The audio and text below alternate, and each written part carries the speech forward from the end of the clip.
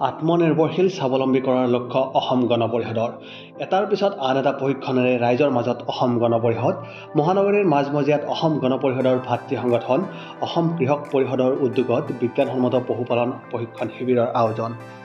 ৰাজ্যৰ বিভিন্ন প্ৰান্তৰ পৰীক্ষাৰ্থীৰ অংশগ্ৰহণ অসম কৃষক পৰিষদৰ উদ্যোগত অনুষ্ঠিত কৰা বিজ্ঞানসন্মত পশুপালন প্ৰশিক্ষণ শিবিৰত 28 নৱেম্বৰ আৰু 29 নৱেম্বৰ দুদিনীয়াকৈ আয়োজন কৰা এই প্ৰশিক্ষণ শিবিৰত ৰাজ্যৰ বিভিন্ন প্ৰান্তৰ প্ৰায় 200ৰো অধিক পৰীক্ষাৰ্থীয়ে অংশগ্ৰহণ কৰা পৰিলক্ষিত হয়।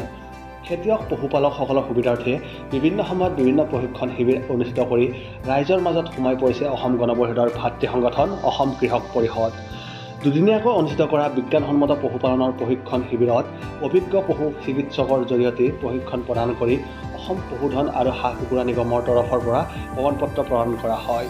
28 ডিচেম্বৰৰ পৰা অনুষ্ঠিত হোৱা অসম কৃষক পৰিষদৰ এই অনুষ্ঠানত অংশগ্ৰহণ কৰিবলৈ পাই পৰীক্ষাৰ্থীসকল যথেষ্ট আনন্দিত আৰু উৎফুল্লিত হোৱা দেখা পোৱা গৈছে। আজিৰ অন্তিমটো দিনত প্ৰমাণপত্ৰ প্ৰদান কৰাৰ সময়ত উপস্থিত থাকে অসম পশুধন আৰু হাঁহ কুকুৰা নিগমৰ অধ্যক্ষ মনোজ শইকীয়া, পশু চিকিৎসক বিজ্ঞান মহাবিদ্যালয়ৰ চিকিৎসক ডাক্তৰ বিবেকানন্দ শইকীয়া, অগপনেতা জয়ন্ত সাউণ্ডকে আদি কৰি বহুকেইগৰাকী গণ্যমান্য ব্যক্তি উপস্থিত থকা পৰিলক্ষিত হয়। লগতে উপস্থিত থাকে অসম গণ পৰিষদৰ ভাতৃ সংগঠন অসম কৃষক পৰিষদৰ সভাপতি পৰেশ চন্দ্ৰ বৈশ্য, উপসভাপতি শহীদুল ইছলাম, বিকাশ বৰুৱা, লগতে সম্পাদক দিজু গগৈৰ লগতে বহুকেইগৰাকী গণ্যমান্য ব্যক্তি আৰু অসম কৃষক পৰিষদৰ বহুকেইগৰাকী বিষয়ববীয়া উপস্থিত থকা পৰিলক্ষিত হয় আজিৰ এই সভাত।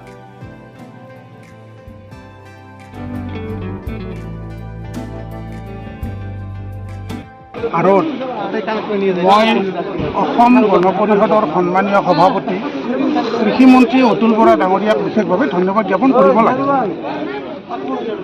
মাননীয় অতুল বৰা ডাঙৰীয়াৰ এটা দৃঢ় পদক্ষেপ আছিল, এটা বৃহৎ ব্যৱস্থাপনা আছিল।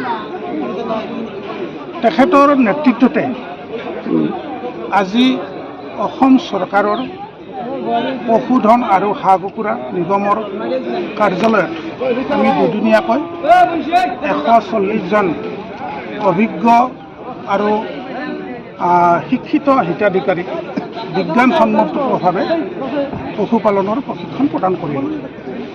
প্ৰশিক্ষকসকলে খুব সুন্দৰকৈ প্ৰশিক্ষণ প্ৰদান কৰিছে আৰু হিতাধিকাৰীসকলেও সুন্দৰকৈ বুজি পাইছে।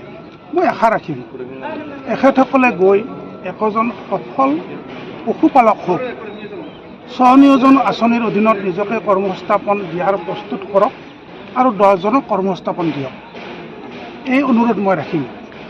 মাননীয় মুখ্যমন্ত্ৰী ডক্টৰ হিমন্ত বিশ্ব শৰ্মা ডাঙৰীয়াৰ এটা আন্তৰিক প্ৰচেষ্টা আছিল।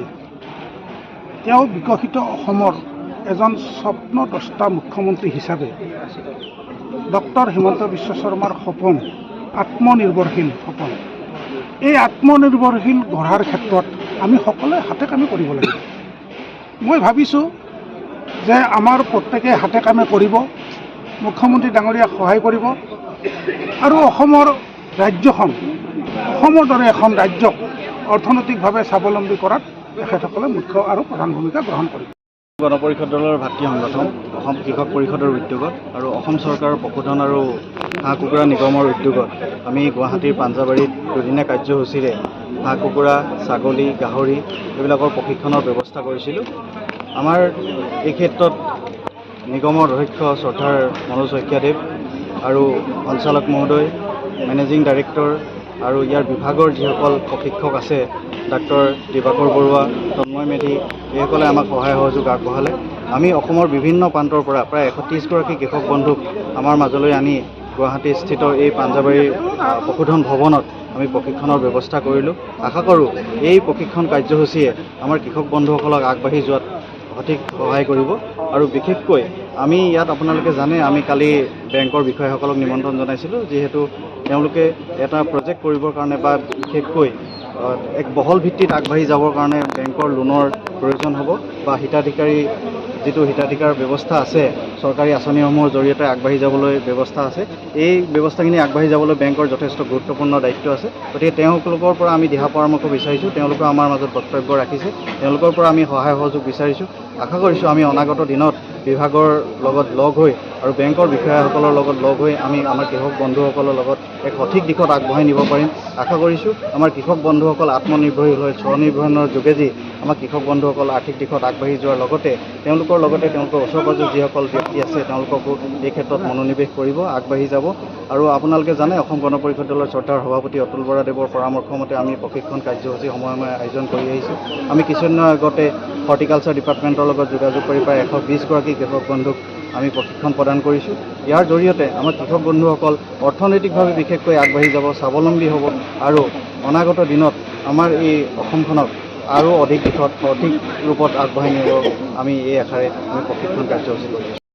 আজি সমাপ্ত হ'ল। আমি আজি কি কয় ডকুমেণ্টবিলাক দিলোঁ, কিছু বিতৰণ কৰিলোঁ, কিছু বিতৰণ কৰিব লগা হ'ল।